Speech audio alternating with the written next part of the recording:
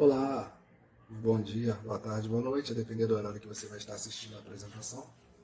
Eu sou o Leonardo Borges Gonçalves, sou mestre em Sistemas de Gestão pela Universidade Federal Fluminense, graduado em Direito e atualmente graduando em História pela Universidade Federal do Estado do Rio de Janeiro.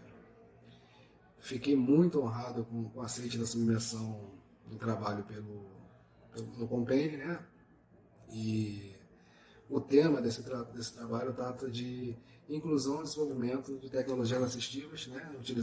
Utilizando-se o NAP, os núcleos de apoio das pessoas com necessidades, como exemplo, né?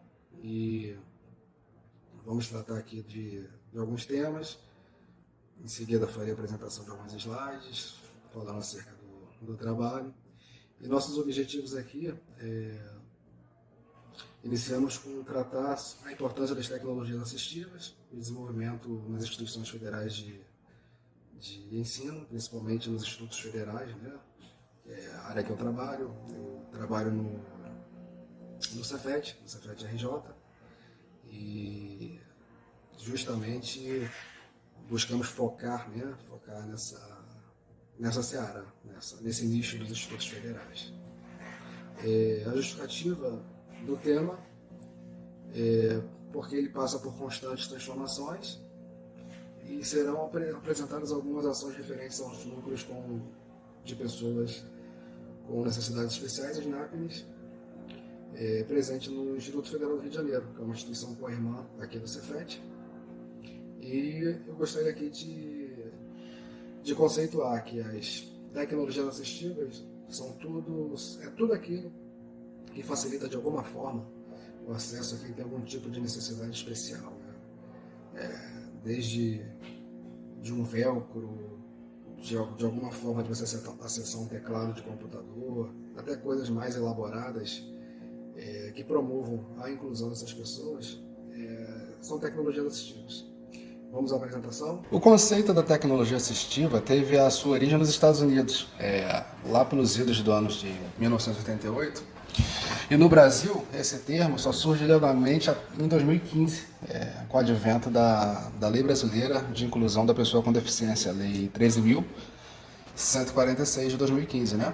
O conceito de tecnologia assistiva é muito amplo, mas chegou-se à conclusão que um conceito mais aceito é que a tecnologia assistiva são produtos, equipamentos, dispositivos, recursos, metodologias, estratégias que objetivam promover a funcionalidade e facilitam as atividades das participações das pessoas com deficiência ou com mobilidade reduzida. Dessa forma, elas ganham autonomia, independência, qualidade de vida, inclusão social. Portanto, elas tendem a se sentir mais incluídas quando são promovidas ações de inclusão, principalmente para quem tem muitas limitações ou limitações bem pontuais. Essa tecnologia assistiva certamente promove a inclusão, promove o sentimento de pertencimento dessas pessoas, né? Pessoas com mobilidade reduzida que não possuem deficiência, tais como gestantes, idosos, podem fazer uso dessas tecnologias assistivas. Nos slides a seguir, nós vamos aqui passar alguns exemplos de tecnologia assistiva. Podemos utilizar aqui como exemplo talheres modificados para dar pegada ou até mesmo mobilidade para quem tem alguma dificuldade motora, suportes para utensílios domésticos, roupas desenhadas que facilitam a forma de vestir ou despir, velcros, barras de apoio. Por mais simples que esses objetos, utensílios sejam, eles não deixam de ser objetos propícios e desenvolvidos para promover a mobilidade, portanto, são tecnologias assistivas, por mais simples e rudimentares que por vezes pareçam, né? Os institutos federais, por sua natureza de ensino técnico e desenvolvimento científico, primam bastante por promover a acessibilidade, por promover essa facilitação por meio das tecnologias assistivas, até porque nos cursos técnicos, por exemplo, o curso de mecânica, de eletrônica,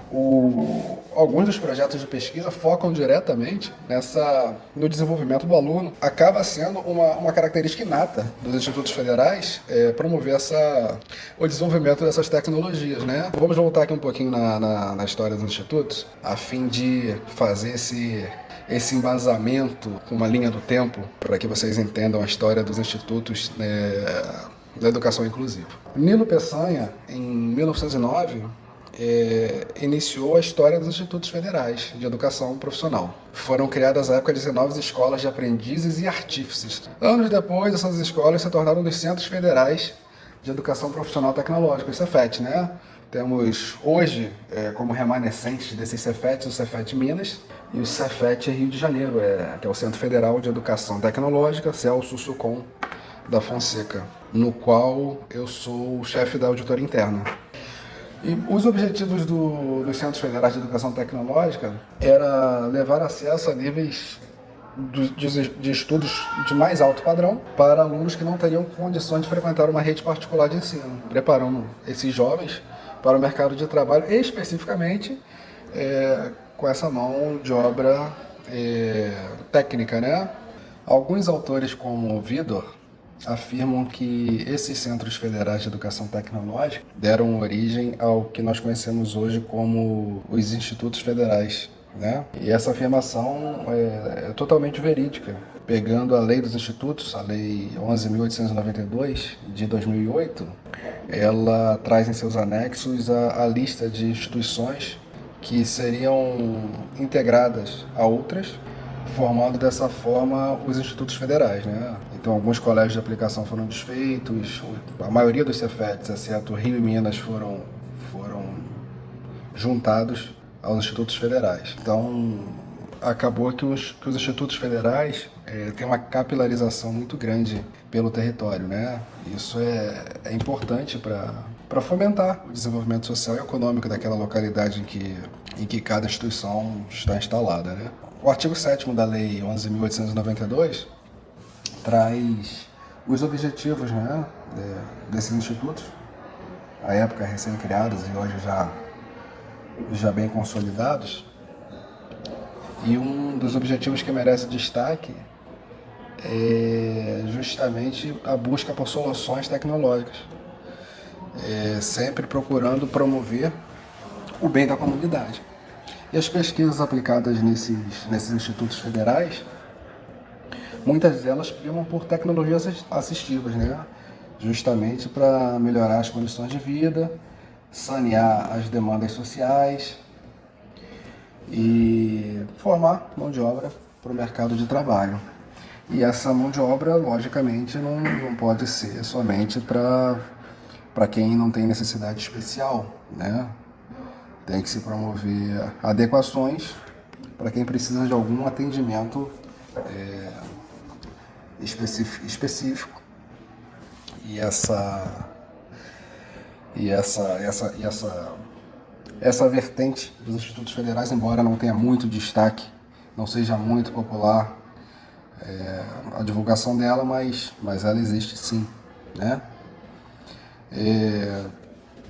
As pesquisas dos institutos devem ter raízes para solucionar problemas concretos da comunidade e não estar somente no campo da abstração. E essas soluções precisam ser divulgadas à sociedade. E a aplicação dessa capacidade de pesquisa dos institutos deve ser potencializada, que muitas vezes ela é relegada a segundo plano, porém ela precisa ser divulgada. E justamente por isso que estamos desenvolvendo esse trabalho aqui, a fim de fomentar e divulgar essa capacidade que os institutos têm. A Lei 13.146, que é o Estatuto da Pessoa com Deficiência, especificamente lá no artigo 72, ela traz uma recomendação que se aplica muito bem aos institutos federais, não só aos institutos federais, mas a todas as escolas técnicas, né, sejam elas federais, estaduais, no sentido de contemplar nas suas pesquisas temas voltados para a tecnologia assistiva. E as pesquisas feitas nesses institutos, essa promoção que tem se dado de um tempo para cá, evidencia a responsabilidade, né? A responsabilidade dessas entidades com o bem-estar social, com o cumprimento da legislação, com a promoção da inclusão, né? Da inclusão das pessoas que necessitem dessa atenção especial. Vale lembrar também que, além da concepção de meras ferramentas, a tecnologia assistiva, ela visa ampliação, né, de mobilidade, de condição de vida, beneficiando a restituição de algumas habilidades funcionais que foram perdidas ou degeneradas ao longo do tempo, né? Isso engloba o desenvolvimento de produtos, de recursos, desenvolvimento de metodologias para que outras instituições pesquisem, desenvolvimento de estratégias, projetos de lei, decretos, práticas, serviços, fomento, adequação de serviços prestados, visando a autonomia e independência e a qualidade de vida dessas pessoas. Agora, tratando especificamente dos NAPNs, que são os Núcleos de Apoio à Pessoa com Necessidades Especiais. Especificamente aqui na instituição que eu fiz a pesquisa, que foi no Instituto Federal do Rio de Janeiro, o núcleo foi instituído e regularizado através do Regimento Geral, né, e do Plano de Desenvolvimento Institucional. Incluindo nesse Plano de Desenvolvimento Institucional, previa que o NAPN tivesse um próprio regulamento, e esse regulamento do NAPN foi desenvolvido, e o objetivo principal era criar na instituição a cultura da educação para a convivência, né? Que é a aceitação da diversidade, principalmente buscar quebra de barreiras arquitetônicas, educacionais, de comunicação, atitudinais, né? No caso envolvendo relações interpessoais. E o Plano de Desenvolvimento Institucional do IFRJ reforça esse objetivo, para que a educação seja feita em um ambiente de convivência saudável, assegurando, através da educação profissional de qualidade, que as pessoas com necessidades específicas, possam exercer seus direitos de forma plena, né?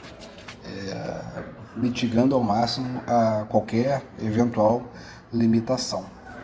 O NAPN tem uma preocupação muito grande com a evasão escolar, né? O que fomenta essa evasão escolar, o que fomenta a permanência do discente por mais tempo na instituição. E justamente para as pessoas que têm algum tipo de necessidade específica, a questão da mobilidade foi diagnosticada como sendo um dos pontos mais relevantes no que tange a evasão escolar, porque o aluno com dificuldade para acessar locais, para estudar propriamente dito, ele acaba ficando desestimulado, né? E com esse desestímulo, por vezes, acaba deixando os bancos escolares, o que a instituição tenta reverter ao máximo esse quadro, né? É uma instituição que tem quase 13 mil alunos, 1.500 servidores e está estruturada em 8 unidades. E essa preocupação do NAPN, não só o NAPN central, mas o NAPN de cada campus, é justamente promover esse ensino humanizado, personalizado, tratando os diferentes na medida da sua desigualdade, para que essa desigualdade seja mitigada ao máximo. Durante a pesquisa, nós tivemos contato com com alguns projetos em andamento na instituição, e vale destacar um especial que ele tem um caráter inclusivo e é feito em parceria com a Universidade Federal Fluminense, no sentido de promover a utilização de jogos computacionais educativos para a melhoria do ensino de alunos autistas, né? Visando desenvolver habilidades matemáticas a partir da utilização desses jogos, né? E contribuindo com a questão da interação, né, desses alunos, não só com os pares ali na instituição, mas levando isso para a vida em sociedade como um todo, né? Após a apresentação dos slides, venho aqui me despedir e durante a elaboração desse trabalho e da apresentação acredito que tenha ficado claro a importância das tecnologias assistivas justamente para promover a inclusão, né, e a adequação dos meios para a manutenção desses estudantes no ensino. Um bom exemplo é a questão dos jogos, né, dos jogos eletrônicos, enfim, para promover o desenvolvimento dos autistas. E acredito que esse trabalho sirva como contribuição para a propagação dessa luta pela inclusão e pela tecnologia assistiva. Obrigado a todos por ter assistido até aqui. Até mais. Tchau, tchau.